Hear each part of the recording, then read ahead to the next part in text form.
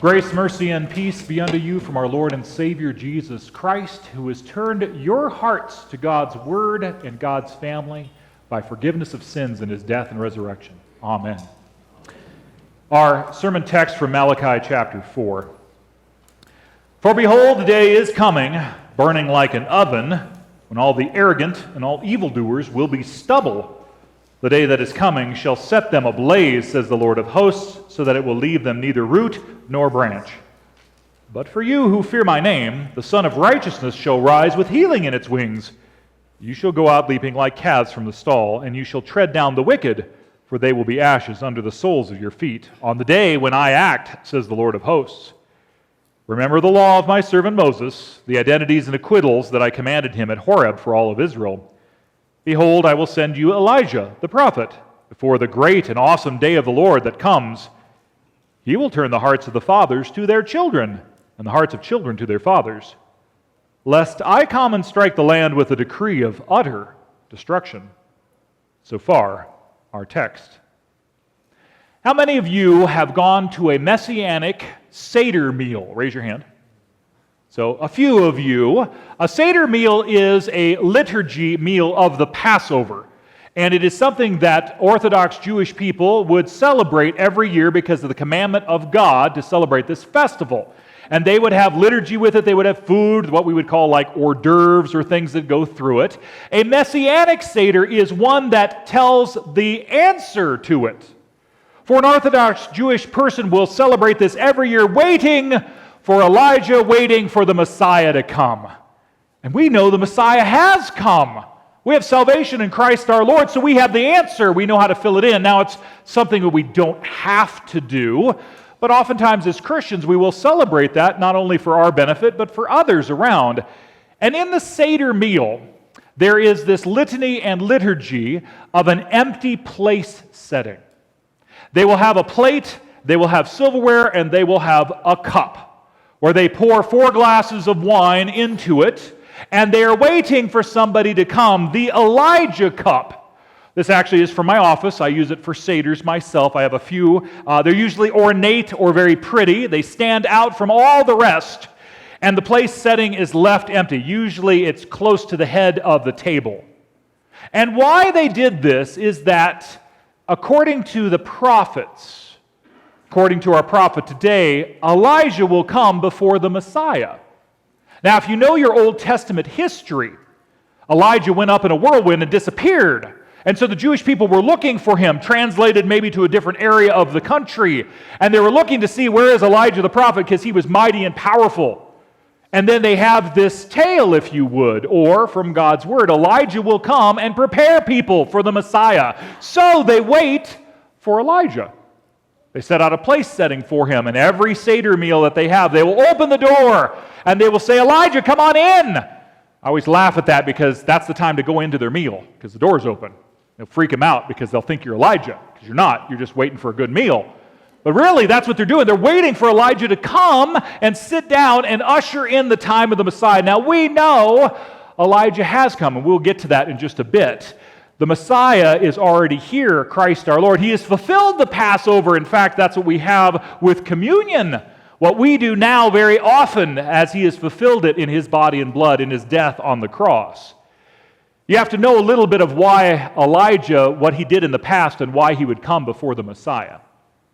What he did in the past, if you know your Old Testament history, and I encourage you to read all about Elijah in the history books in the Bible.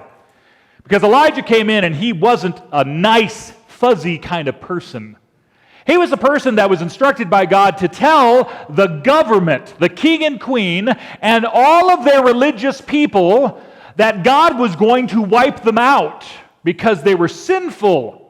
That He needed to turn the hearts of the people back to God and to each other to pass on what God's Word is about. The people had an absence from God. They were doing their own things. They had priests of Baal in the land, in God's temple, in God's people. They were apathy. They didn't care. They didn't want to do what God wanted them to do. They didn't wanted to do what is even best practice. They just followed their own freedoms.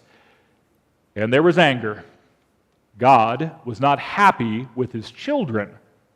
He said He would come in and utterly destroy them. He said he would come in and give them the darkness they deserve because they had wandered from his truth and done whatever they wanted. Elijah the prophet comes in and tells these things. He has a great showdown on the Mount Carmel with the priests of Baal, and you all probably know that from Sunday school, but you don't remember what happens afterwards when the king and queen said, "We're going to kill Elijah. We're going to hunt him down. He's a bad person. He's telling us what we don't want to hear." And Elijah's job was to turn the people around. Elijah's job was to point back to God. Elijah's job was to remove idolatry. His job was to reinstate the right king, not the corrupt kingdom, and to restore once again the remnant, to resume them back to what God's people were supposed to do. That was his job, Elijah. And in the prophet, the minor prophets, it says that a new Elijah will come, one that will do the same things to usher in the Messiah, to usher in the Christ, to usher in God's servant. And we know from Scripture, from the New Testament, even from Christ's words himself, that John the Baptist was the new Elijah. The Elijah that was to come to say the message of repent, for the kingdom of God is right here, right now. And either you're saved by the Messiah or you die in your sins. And he talks to the fathers and their children and their families and say, point to Christ. Look, the Lamb of God who takes away your sin. He's the one who will take God's punishment for you. Cling to him. Listen to him and his words. That's what John the Baptist does.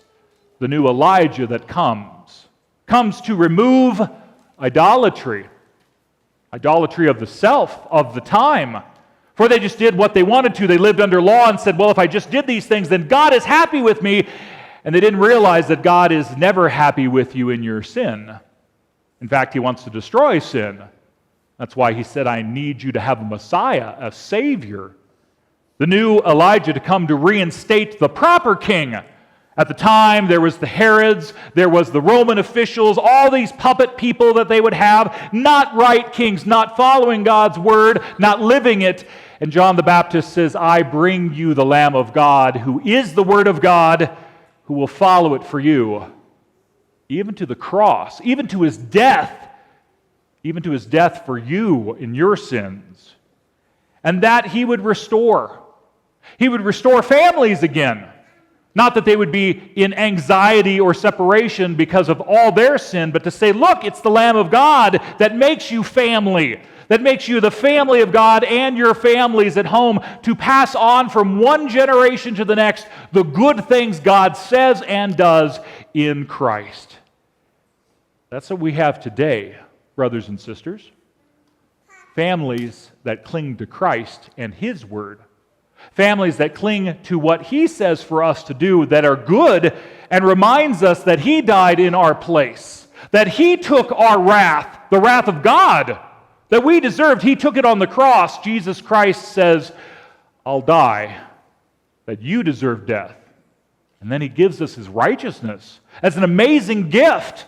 He's raised on the third day, proving that it took place and it's done. It says the Lamb of God has done all these things for us. And now we live as God's children in a different age.